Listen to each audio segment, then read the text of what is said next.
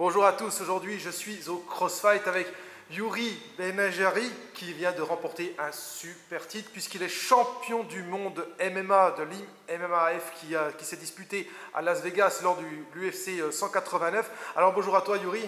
Bonjour. Alors une magnifique performance, une performance extraordinaire. Alors déjà, présente-toi à nous parce que on ne te connaît pas vraiment, on a vu de toi que tu as combattu dans l'organisation de Hatch. Est-ce que tu peux nous parler d'où tu viens, de quel art martial tu viens à la base? Bonjour, je m'appelle Yuri Benajari, j'ai 33 ans, je suis d'origine moldave. Je suis arrivé en France à 20 ans, donc ça fait 13 ans que je suis ici. Je suis devenu français il y a quelques années par le biais de la lutte. Donc, comme vous l'avez vu, vous le savez un peu, ceux qui me connaissent, que je viens du sport du combat, de la lutte libre, que j'ai commencé à l'âge de 9 ans en Moldavie. Après, en fait, à l'âge de 12 ans, j'ai intégré, c'est comme ici, en fait, l'INSEP, le haut niveau, quoi. Donc, j'ai fait des belles performances. J'y étais en junior, j'étais bien placé. J'ai fait une année premier au championnat de Moldavie, puis j'étais toujours dans les premiers trois en senior et tout. Et donc j'ai jamais eu l'occasion d'aller au championnat du monde, championnat d'Europe. J'étais pas assez fort, j'étais toujours deuxième, troisième. La seule fois où j'ai pu, dans mon pays, dans les années 90, c'était un peu plus dur, donc on n'avait pas assez de sous. Et voilà, il fallait se sponsoriser par nous-mêmes, donc j'ai pas eu la possibilité. Une fois arrivé en France, je suis arrivé par le biais de la lutte encore. Je suis passé par le club de métro les premières années, puis à Aulnay-sous-Bois. Kmaza, où j'ai connu Alain Thiam, et puis une personne là-bas à qui je tiens beaucoup aussi, Thierry Magol, qui m'a fait connaissance avec le club de Bagnolet, où je suis allé chez eux m'entraîner et tout, et donc eux m'ont proposé un contrat pour participer au championnat de France par équipe, première division, et donc là je n'ai fait quelques années avec eux en première div, en tant que renfort étranger. Donc du coup on a eu quand même pas mal de titres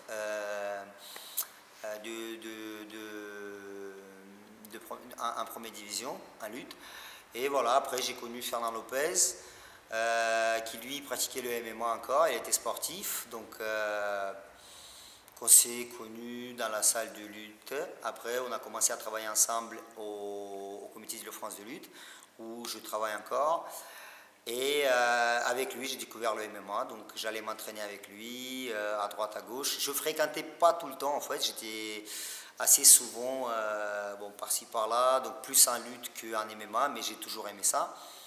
Et Fernand, depuis, il me disait, vas-y, tu peux faire quelque chose, Donc j'ai mis beaucoup de temps à me dire, voilà, je vais essayer, je vais aller faire des compètes et tout.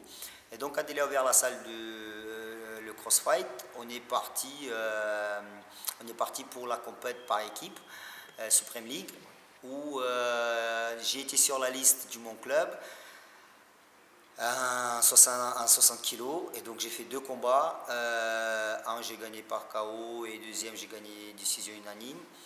Ça m'a permis en fait de... C'était un pancrace en fait, c'était pas un vrai MMA, mais bon, c'était un pancrace. Mais je me suis très bien débrouillé, j'avais des bonnes sensations.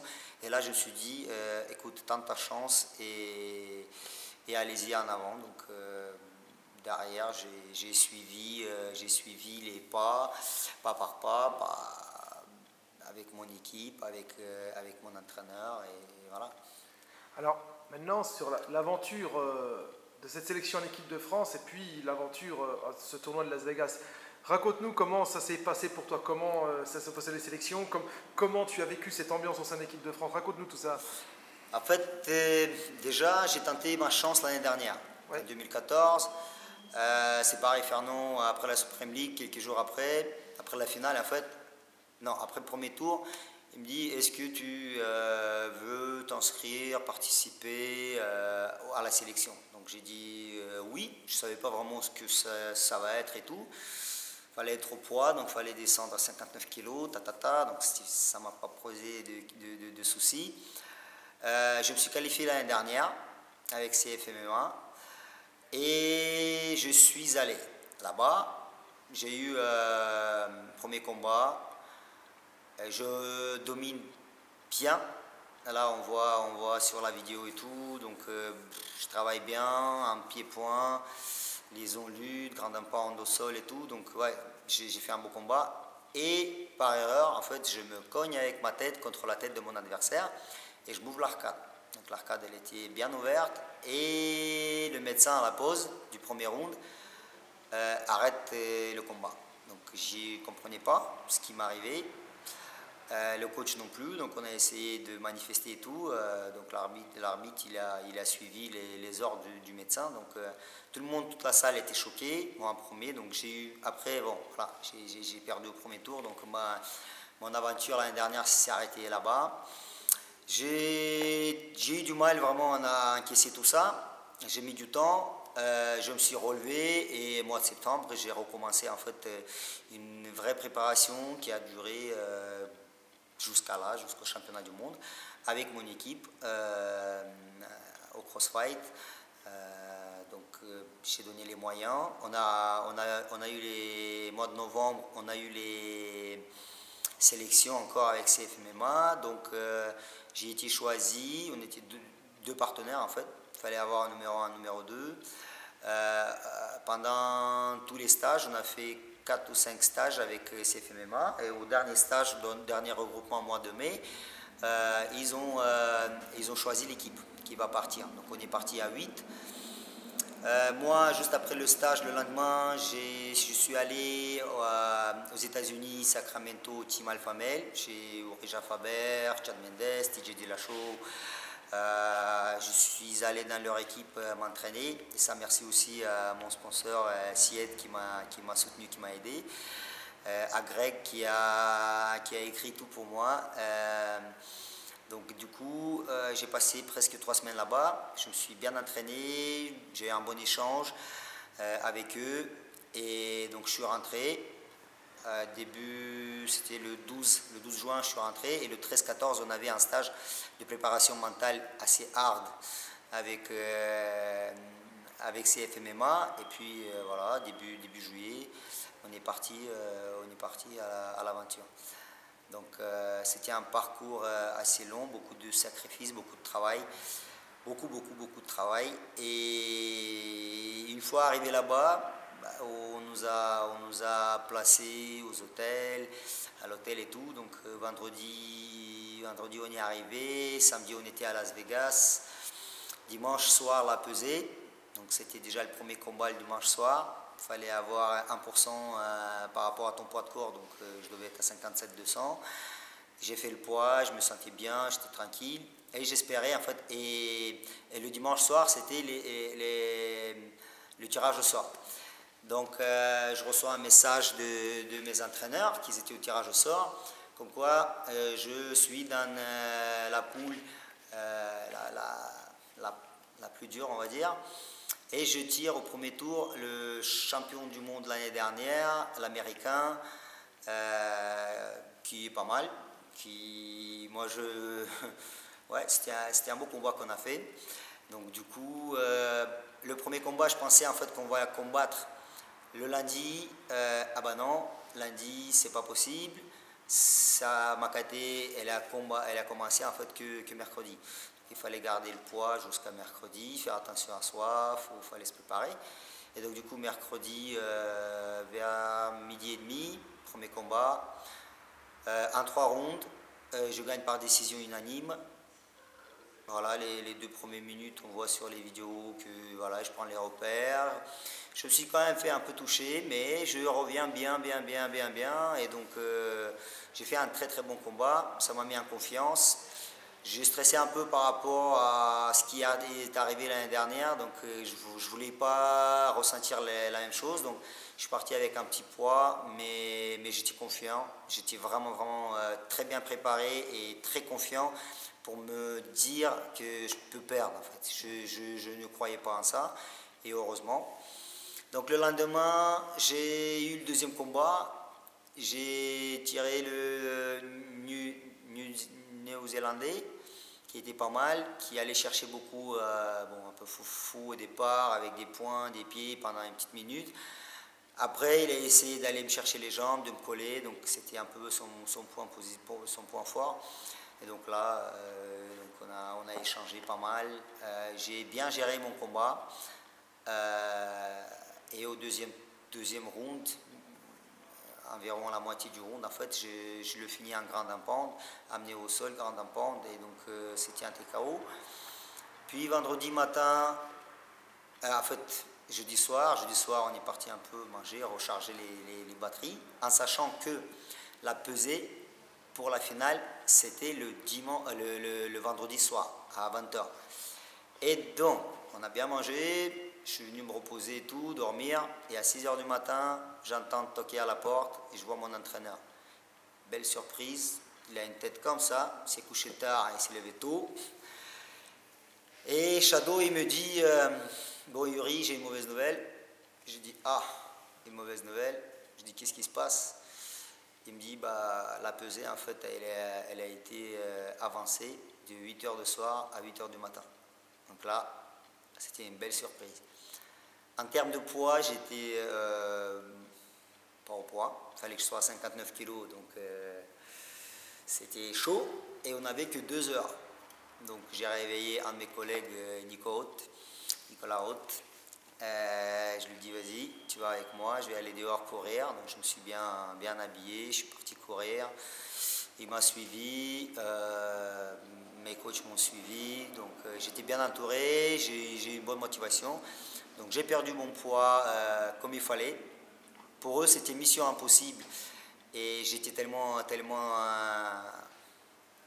décidé. Voilà, décidé que je me dis non, j'ai mangé hier. Hier, j'étais au poids avant de manger. Et là je vais le faire. Et je devais le faire. Donc j'ai donné beaucoup.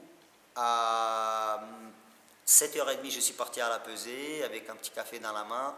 Et Gislain Brix, le coordinateur de la CFM et moi, il me regarde et il me dit, mais tu es au poids, tu t'es déjà pesé, qu'est-ce qui se passe?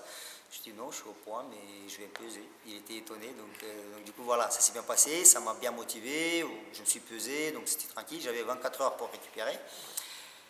Et le vendredi, bon bah on a dormi, on s'est reposé, on a marché un peu, et le lendemain, combat.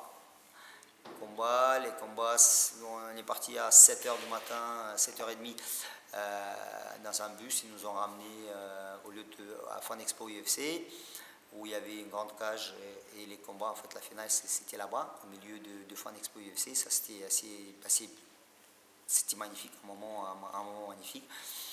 Donc du coup je suis arrivé, je fais un bon échauffement, les bandages et tout avec mes entraîneurs. Et premier combat, c'était le mien. Donc, la plus petite catégorie, c'était le mien contre un Suède. Et voilà, donc tu rentres dans la cage, tu es déterminé, tu dis je suis arrivé jusqu'ici, c'est pas pour rien, et je vais aller chercher l'or, c'est moi qui va être le champion. Et donc du coup le combat commence, premier round, c'est bien. Il a quand même réussi à m'amener au sol, ça c'était assez étonnant pour mes coachs et pour moi, je ne m'attendais pas, mais il a eu un bon timing. Ça prouve que c'était un mec pas mauvais du tout. Et derrière, bah, au deuxième round, en fait, pareil, on a fait, ouais, j'ai gagné un troisième round par un grand impact, en fait, TKO, arrêt de l'arbitre. Et on a eu deux rounds et demi, on va dire, assez complet. Donc j'ai réussi à vraiment m'exprimer par rapport au pied-point, par rapport à la lutte et le sol, grand impact. Donc j'étais déterminé, j'étais au-dessus et voilà, la volonté, elle a été là, quoi. Et donc après... Et ben après la belle médaille qu'on va nous montrer. Montre-nous cette belle médaille. Elle est là. Ah ouais. Elle est bien gagnée. Magnifique. Hein. Et bon, elle est à toi. Elle est à moi. C'est à vie. Et c'est un rêve qui s'est réalisé. c'est une belle chose, une belle récompense pour tout ce que j'ai fait. Depuis que voilà, je fais du sport, parce que tout est ressorti maintenant. Ouais. Voilà, et je suis très content, très content. Donc j'ai eu peu. une très grosse préparation ici à la salle, avec Fernand, avec Reda, avec toute la team, tout le staff. Préparation physique avec Gintaras Zilinskas, mon préparateur physique et mon ami, avec Hannibal, en boxe anglaise et Sacha. Donc ça m'a permis de toucher à tout, d'être complet, continuer la lutte au CBL 94, les Diables Rouges, mon équipe depuis très longtemps. Donc tout partout où j'y vais, c'est la famille, je m'entends très bien, on s'apprécie bien. Et le soutien que j'ai eu de ma famille à moi, de mes parents qui sont encore en Moldavie, mon frère qui est en Russie, ici sur place, ma femme, mon fils qui a même pas encore 2 ans. Donc tu fermes les yeux et tu te vois en fait arriver avec la médaille, le mettre autour du cou. Ça m'a donné de la force et voilà, j'avais les larmes aux yeux après chaque combat, tellement j'étais content, parce que je viens de loin, j'ai cherché dur et je suis arrivé. Donc le chemin n'était pas facile, c'était difficile, mais ça valait le coup en fait. Tu savoures quand c'est facile, tu savoures pas vraiment. Et là, j'ai vraiment savouré chaque instant. Donc voilà, maintenant ça va être la suite. Alors, un petit mot pour ton partenaire d'entraînement, Nicolas Hautz, qui est quand même médaillé de bronze à cette épreuve. Ah oui, Nico. Avec Nico, il a eu vraiment une très grosse catégorie. Ils étaient, si je ne me loupe pas, 20, parce qu'il y avait une catégorie de 24, mais je pense que c'était 77. Mais là, ils étaient une vingtaine. Il a fait des très belles performances. Il finit 3e.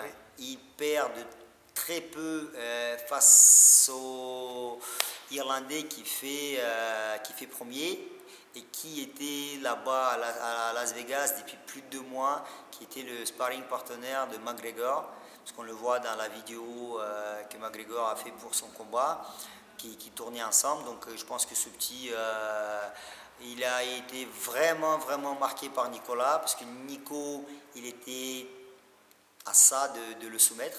Même l'Irlandais, il l'a avoué après le combat et tout, parce qu'ils se sont parlé, donc ils se sont pris en photo. C'est ça la beauté aussi du MMA. On se donne tout dans la cage, mais après la cage, voilà, on essaie de parler, d'échanger tout. Et Nico, vraiment, il passe de justesse. Ouais. Ça aurait été une très belle récompense qu'il a en finale, mais je suis pas dégoûté pour lui. Lui, peut-être il est dégoûté d'avoir passé à côté, mais moi je me dis déjà, Nico, une 3e place, ça vaut de l'or. C'est première grosse compète que tu fais en MMA, donc c'est que le début. Après il y a la suite, soit des combats en pro, soit il y a les championnats d'Europe qui vont arriver mois de novembre pour toi. Donc je pense que ça vaut le coup de tenter, ça vaut le coup de rester zen dans ta tête et vraiment savoure, parce que là tu l'as pas démérité, tu l'as vraiment mérité. Et j'avoue, moi en fait, je regardais chaque combat, je devais combattre 2 combats après lui. Je suis allé le voir dans le public avec mon équipe, j'avais les mains mouillées, les pieds mouillés, tu étais là comme ça. Et donc c'est vrai qu'on a eu avec l'équipe un échange assez fort. Et j'étais content en fait. Chaque victoire qu'il avait, chaque point qu'il marquait, c'était pour nous, c'était à nous, et on le sentait. Et voilà, j'aurais bien voulu, et j'y ai cru qu'il peut gagner le combat contre l'Irlandais. Et bon, malheureusement, après, là, les arbitres, ils ont décidé autrement, mais il a fait un beau combat. Il peut être fier de lui, parce que nous, on l'est. Bah, il peut, en tout cas. Ouais. Alors, concernant maintenant ton futur, tu as des projets maintenant? Des projets, après, bien sûr, après cette période de vacances qui te tend les bras, évidemment, mais après ça? Bah, moi, je suis arrivé directement de l'aéroport à la salle, donc je voulais voir mon équipe, voir mon coach et en discuter, échanger avec lui pour la suite, parce que je veux changer de passer du amateur en pro. J'ai ça dans la tête depuis un moment, mais voilà, comme j'avais un rêve à accomplir, donc j'ai mis ça de côté jusqu'au moment où j'arrive à mon but. J'ai arrivé à mon but, je suis devenu champion du monde MMA en 2015. Là, je veux changer de page et passer à un pro, essayer de faire des combats en pro, d'aller peut-être arriver à une grosse organisation mondiale pour aller percer, chercher une ceinture, chercher des beaux combats, améliorer et me donner, parce que j'ai vraiment envie, j'ai une porte qui peut s'ouvrir. Mon coach me soutient, il m'aidera là-dessus, il va bien m'entourer. Je sais que je suis dans des bonnes mains et on peut y arriver. Et c'est sûr qu'on va y arriver. Après les vacances, voilà. Pendant les vacances, on aura peut-être des propositions, peut-être non, ça dépend. Mais je suis sûr que pour l'entrée, il y aura des bonnes surprises. Eh bien, en tout cas, c'est tout le mal qu'on te souhaite. Merci encore pour cette entrevue. Remontre-nous ta belle médaille parce que vraiment, c'est purement exceptionnel. Aïe. Elle est là. Une belle médaille, elle est là à toi. Elle méritée, amplement méritée. On espère te revoir bientôt sur les surfaces en tout cas. Merci beaucoup. Et puis merci à toi, merci au club Le Crossfight et à très bientôt. Merci beaucoup et vraiment à bientôt. À bientôt, merci Yuri. Ciao.